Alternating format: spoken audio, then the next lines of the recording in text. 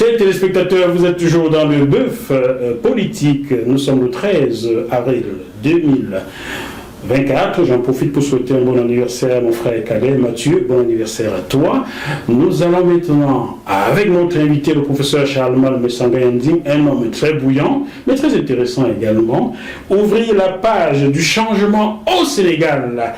Comparativement à votre pays, le Cameroun, quelles leçons tirez-vous au Cameroun de ce changement au Sénégal, professeur Messanga-Yanding? 3 leçons. On a une opposition très organisée au Sénégal, ce qui n'existe pas au Cameroun. Ça veut dire qu'il y a eu une mobilisation autour d'un homme, M. Sanko, et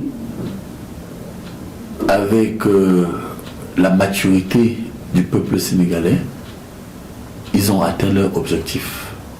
Deuxième leçon à retenir, et ça il faut le dire, lorsque vous gouvernez, il faut éviter les injustices.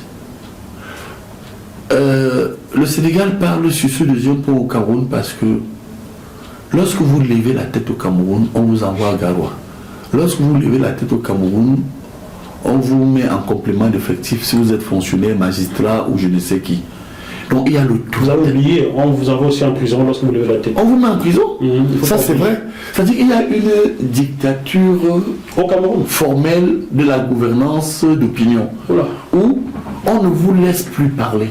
Vous savez, ils sont en train de ruiner l'un des pans les plus forts du magistère du président Paul Biya, qui était la liberté d'expression. Vous ne savez pas jusqu'à quel point le Cameroun était en avance sur le monde quand on lisait notre presse et quand on écoutait les gens. Ces gens qui sont aujourd'hui, pour certains autour du président Paul Biya, me font peur. Certains sont très méchants. Je vous dis qu'aujourd'hui, le pays marche sur la tête et sur les talons du fait de certains individus. Or, au Sénégal, lorsque certains ont été victimes d'injustice, je vous prends le cas d'aujourd'hui, M. Bachirou Diomaye Faye, qui était un inspecteur des impôts syndiqués, et M. Sanko Ousmane. Alors, lorsqu'ils ont été virés injustement, comme ce fut mon cas quand on m'a injustement envoyé au Nord, je vous assure, M. Mafo, je ne viens pas pleurer auprès de vous, mais je n'ai rien fait. J'ai tout simplement pris position, et cette prise de position n'a pas plu à M. le ministre d'État Ferdinand Ngongo, qui est né. Il a estimé que, je vous cite Jacques Famendongo, pour qui j'ai tout donné, et qui m'a vu grandir, qui a aussi des enfants à l'université. Fameux a des enfants aussi à l'université. Qu'est-ce qu'ils ont déclaré? Du jour au lendemain, ils ont décidé de me limoger, chef de département, et de m'envoyer en complément d'effectif à l'annexe de l'université. Vous rétrogradez en quelque sorte? Ils n'ont pas rétrogradé. Ils m'ont mis en complément d'effectif sans fonction. Ils m'ont même empêché de continuer à faire mes cours, puisqu'il n'était plus question, c'était une catastrophe. Bien. J'ai pleuré ce jour parce que, contrairement à ce qui se passe au Sénégal, je sais ce qu'ils attendaient de moi. Ils voulaient que, à l'image de ma sœur et cette cadette Marlène, que j'admire sur son intelligence, pour son intelligence, ils voulaient que je crache le feu contre le président. Parce que, en fait, certains, notamment ces gens que j'ai cités, les côtés, entre autres, ils veulent fabriquer une machine à détruire et à combattre le président Paul Biya. Je n'ai pas joué à ce jeu. Or, quand vous allez donc voir au Sénégal, je vous ai dit, première organisation, l'opposition, il y a 4 ans, a dit, vous montez ou vous descendez, c'est Sanko. Sanko est là. Deuxième construction, comme je vous ai ici évoqué, allons-y. On a limogé les gens. À partir de cette injustice, tout le monde s'est mobilisé. Or, moi, les gens ont commencé à me dire, ce n'est pas toi qui soutiens Paul Biya, ce n'est pas toi le biaïsme. Mais je vous assure, monsieur Mafo, tel qu'ils m'ont écrasé. Il manque donc de solidarité au Cameroun. Oui, il manque de solidarité. Jamais un professeur des universités, même comme les gens comme les Owonang Guinée et d'autres qui ont canardé le régime, qui ont insulté le régime, ou encore Baboya Manassé, que je peux citer, ils ont fait pire que moi. C'est-à-dire que je ne me suis jamais attaqué à Paul Biya. Je me suis attaqué. On a le droit de s'attaquer à Paul Biya. Hein, oui, du moins, moi, je voudrais vous montrer jusqu'à quel point on a tenté même à ma vie et à ma vie académique. D'accord. Et vous comprenez donc qu'au Sénégal, ce deuxième point est qu'il y a une la solidarité n'existe pas. Et puis, troisième et dernier point. Regardez, au regard de votre préoccupation, quelles sont pour le Cameroun. Mais, monsieur, moi, il faut soyons un peu sérieux. Là, je voudrais aborder ma casquette de politologue. Est-ce que vraiment, quand vous observez notre opposition, nous sommes à 18 mois de la prochaine élection présidentielle, vraiment vous avez l'impression que Sanko qui est venu, je cite, avec un programme qui dit « Je vais lutter contre la corruption. Je vais lutter contre et rétablir la justice avec des magistrats flottants. Parce qu'on a une justice sur ordre. » Et Sanko qui revient dire que nous allons libérer et faire monter la jeunesse. Or, que nous disent nos opposants aujourd'hui? J'ai quelques sentiments rappelés. Ils m'ont dit, mais professeur, on a besoin de vous. J'ai dit, pourquoi? Ils me disent, le 1er avril, nous lançons un grand mouvement à la réforme du code électoral. Vous croyez que c'est maintenant qu'on doit lancer le code électoral? Vous voyez que les Sanko ont dit le 2 avril,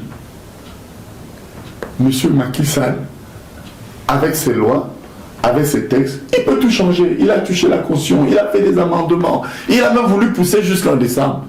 Mais les gars se sont fixés un objectif, on dit que ici, nous, on n'arrête pas. Et ils étaient aussi prêts à mourir. Parce que quand vous voyez... ils étaient prêts à mourir. Mais c'est encore...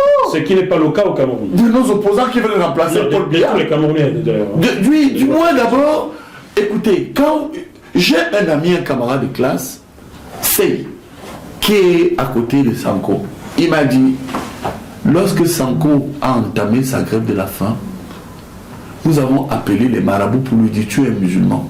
Si tu meurs parce que tu as effectué une grève de la faim, tu iras en enfer.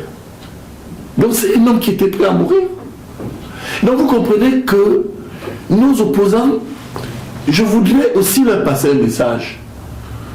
Vous pouvez monter ou descendre, il y aura élection quand le régime voudra. C'est à vous de vous fixer un objectif d'alternance. Bon, moi qui suis biaïste, nous les biaïstes, nous disons que est-ce qu'il y a un problème au Cameroun? Oui, lequel? Le changement des hommes.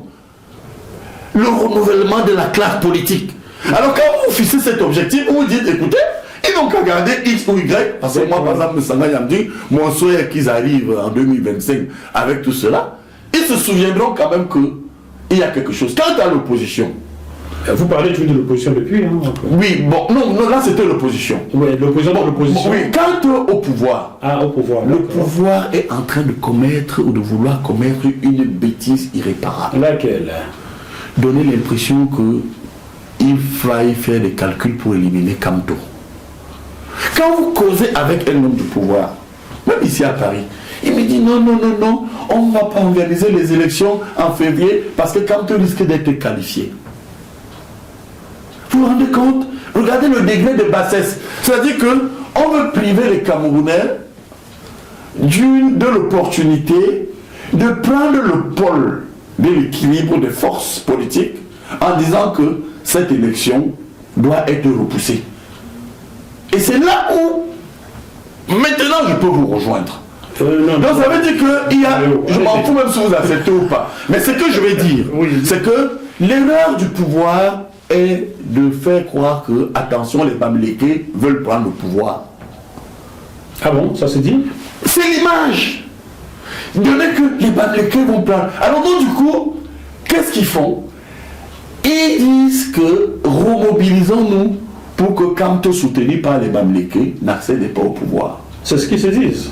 Écoutez, vous êtes tellement content que vous me dites c'est ce qui se dit. Je ne suis pas du tout content, je vous pose la question. Mais je le dis aux téléspectateurs, pas à vous. Et je voudrais ici vous dire que, par contre, en tant que politologue et technicien de la science électorale, si le pouvoir, et Paul Biya que moi je soutiens, ils commettent l'erreur de ne pas faire les élections en février 2025, ils sont morts. Les élections auxquelles élections? L'élection législative et municipale. Sous prétexte que si on fait quand il y aura des élus, il sera qualifié pour octobre. Parce que le discours qui se tient, il ne faut pas qu'on le fasse pour éliminer Kamto. Ils sont ignorants. Monsieur Kamto, quand vous lisez l'article 3 de la Constitution, les partis politiques ont cours à l'expression du suffrage. Il ne manquera pas un quartier pour investir Kamto, même s'il n'est pas avec le MRC. 2. L'erreur à ne pas faire. Moi, je le dis en tant que partisan du président Paul Biya, que je soutiens toujours, que personne ne peut enlever de mon corps. 92, souvenez-vous, qu'est-ce qui sauve Paul Biya? C'est lorsque, le 1er mars 1992, le président Paul Biya prend le pôle en organisant les premières élections législatives pluralistes. Et il a vu que Bello Bouba, 68 députés, Dakole Daïsala, 6 députés, l'UPC de Kodok, 18 députés, avait une majorité qui pouvait totalement le laminer à l'élection présidentielle. Il a négocié.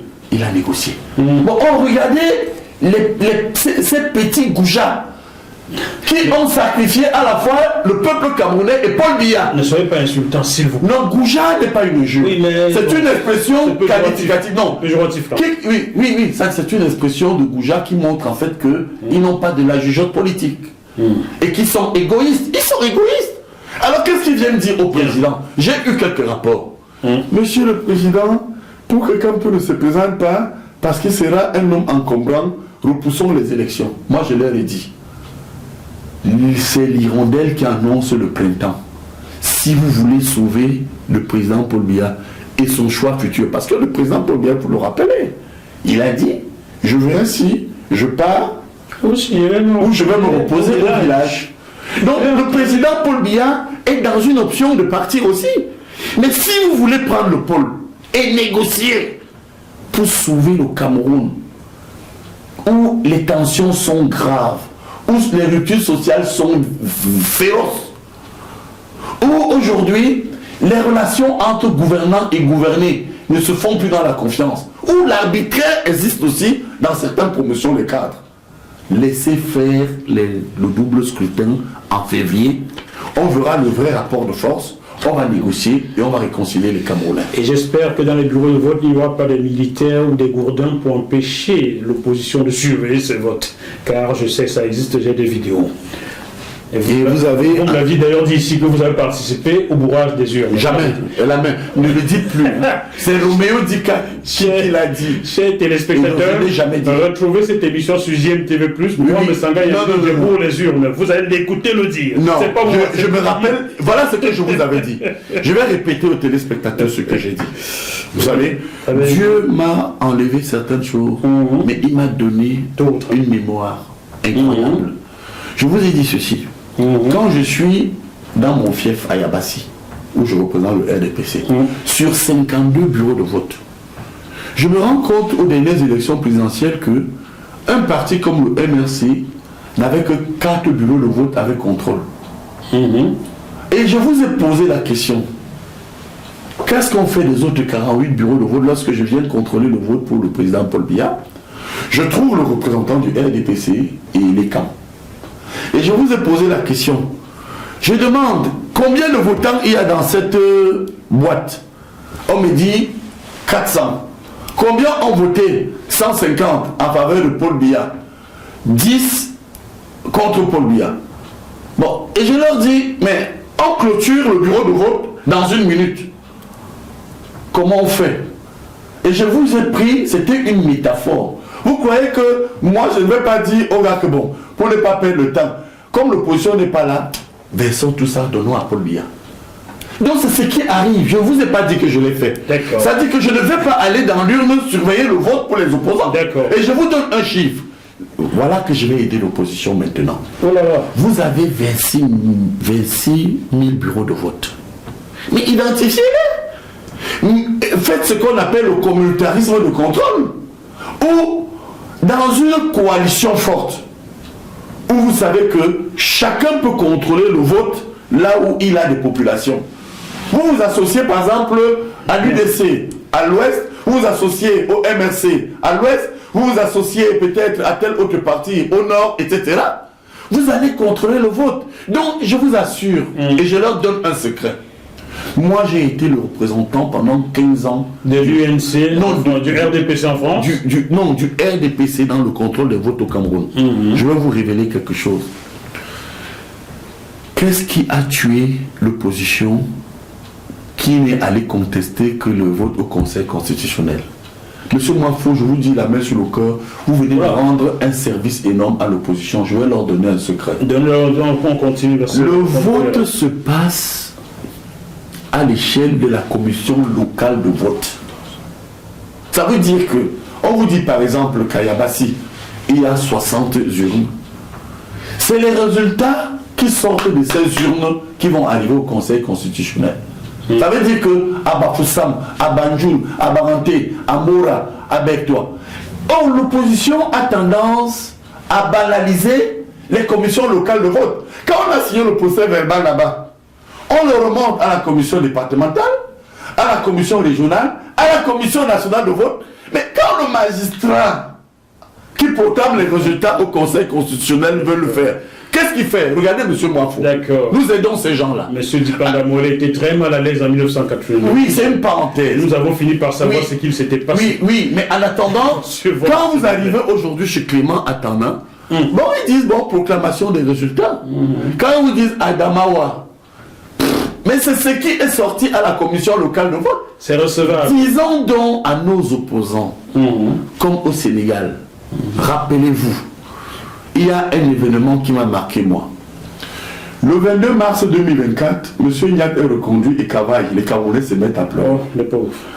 Le 24 mars, sur 360 communes du RDPC section, moi ce qui m'a frappé, personne n'a évoqué la volonté du président de rester ou de partir. Tous ont dit oui. Il doit se représenter. Tous. Imaginez. On parlera du président. Bon, imaginez-vous. Bon, alors, maintenant, le 25, je termine. Au Sénégal, qu'est-ce qui se passe au Sénégal? Alors que les Camerounais sont timorés, sont dans la tristesse de tout ce qui se passe le temps à pleurnicher l'élection de X ou de Y, le Sénégal de Macky Sall, il était 18h. Quand on a fermé les bureaux de vote, à 20h, alors qu'il fallait 4 ou 5 jours pour proclamer officiellement le résultat, les opposants ont dit Diomaye est président. Vous savez pourquoi? Ils sont allés devant les bureaux de vote avec les téléphones. Il n'y avait pas de militaires pour les chasser, rassurez-moi. Il y avait.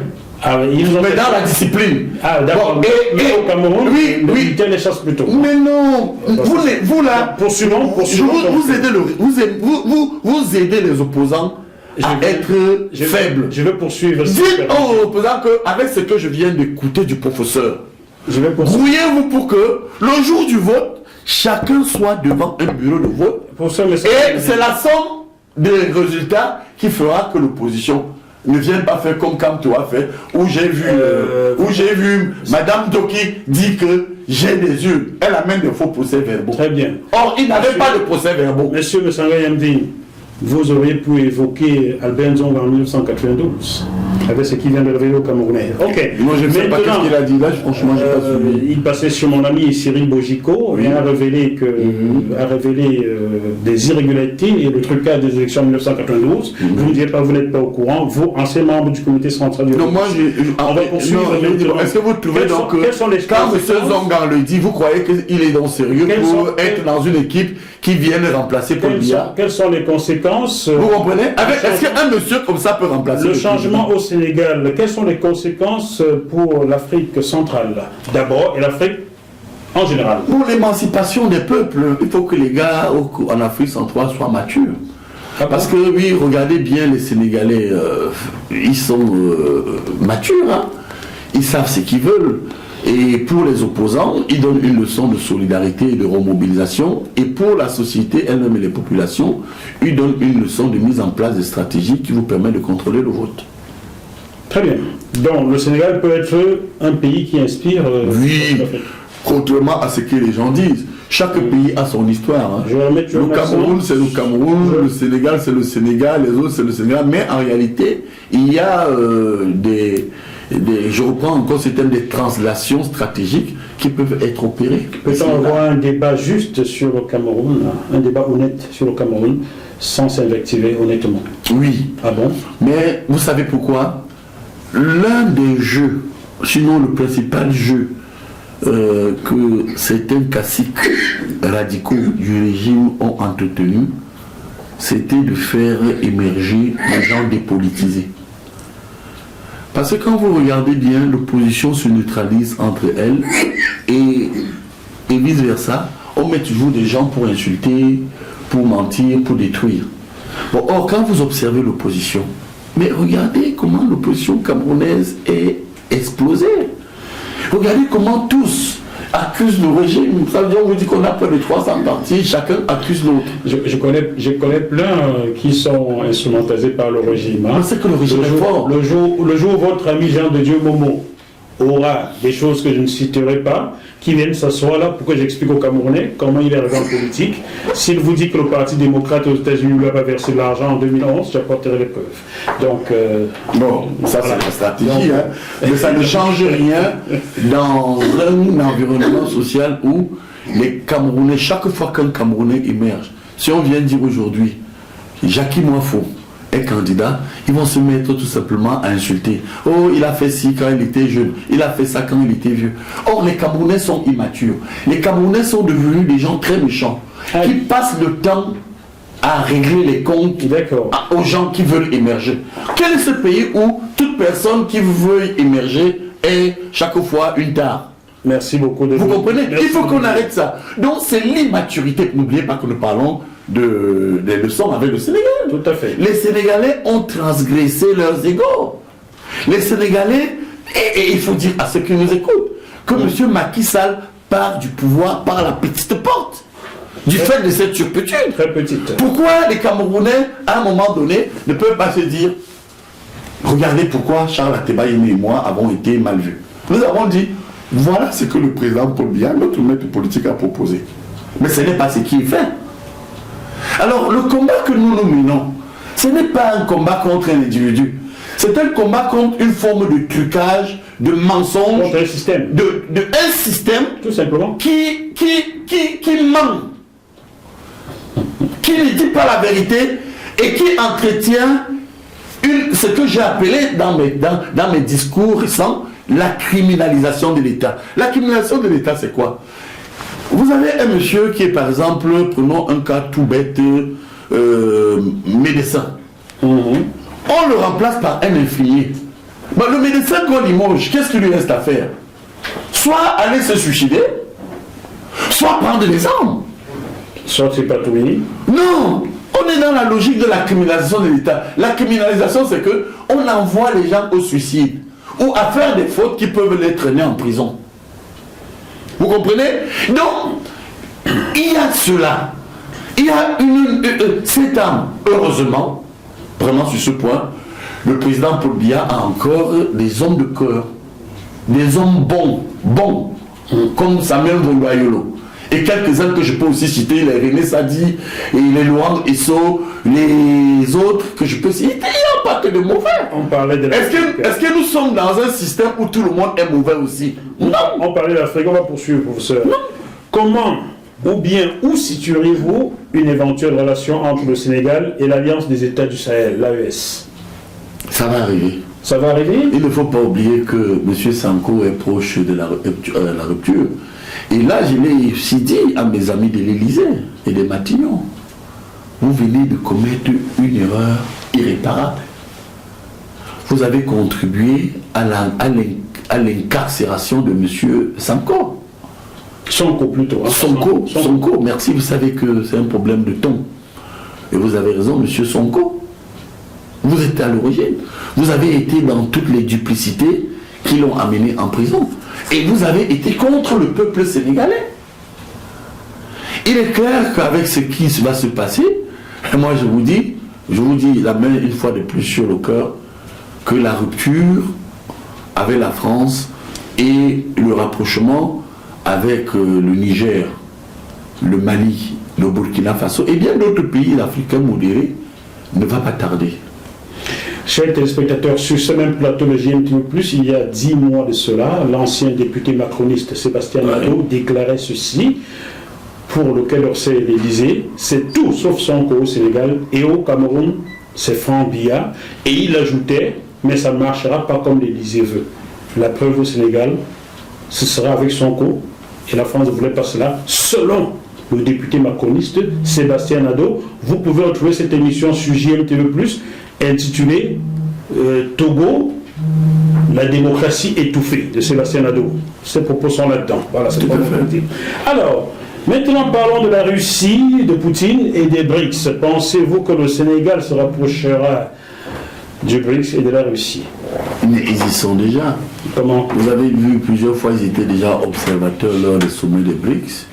Et même Macky Sall. Mais aujourd'hui, s'il y a eu, ça il faut le dire, quelques dichotomies politiques ou idéologies entre M. Macky Sall et l'équipe de Sonko, il faut quand même reconnaître que l'unanimité qui se faisait autour était que le Sénégal s'ouvre aussi à la Chine et à la Russie. Le Sénégal, de part et d'autre, n'a jamais tourné le dos à sa renaissance. Vous savez, aujourd'hui, ce que la France doit comprendre, c'est une question de survie. Soit il y a un sursaut et les Africains se redéploient pour vivre, soit nous restons dans l'inertie imposée par le colon français et c'est le suicide. Mais regardez comment vivent aujourd'hui les Camerounais. Tout le monde veut venir en Europe. Au Canada. Au Canada, en France. Regardez même les suicides. Et aujourd'hui, vous avez des compatriotes qui savent que en allant prendre ces petits bateaux au Maroc, en pleine Méditerranée, pour arriver à Lampedusa, ils savent qu'ils peuvent mourir. Or, vous avez aujourd'hui des compatriotes qui préfèrent mourir que de rester au Cameroun. Donc vous comprenez que la situation est dramatique. Et je ne sais pas comment demain, ils vont maîtriser l'immigration.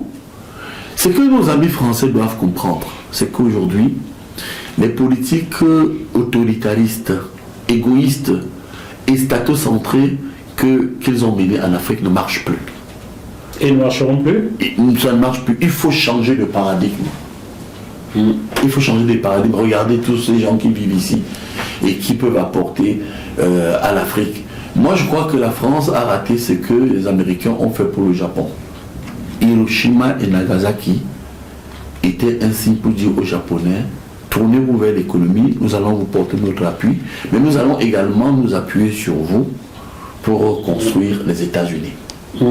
Malheureusement, regardez tous les pays les plus pauvres du monde. Le plus pauvre du monde dans la Caraïbe, c'est Haïti, francophone. Le pays le plus pauvre en Afrique, c'est le Mali. C'est le Niger. Le Niger et puis le Mali, ils sont PMA, pays les moins avancés. Je vous dis c'est le Niger car j'ai travaillé avec Sébastien Périmoni qui était mon invité ici. Nous avons travaillé sur l'indice de développement et le Niger arrivé en dernier, le Cameroun arrivé en 150e, 153e position. Est-ce que vous trouvez ça normal? Posez la question à l'Élysée. Vous comprenez? Donc c'est autant de choses qui justifient la rupture. Très bien.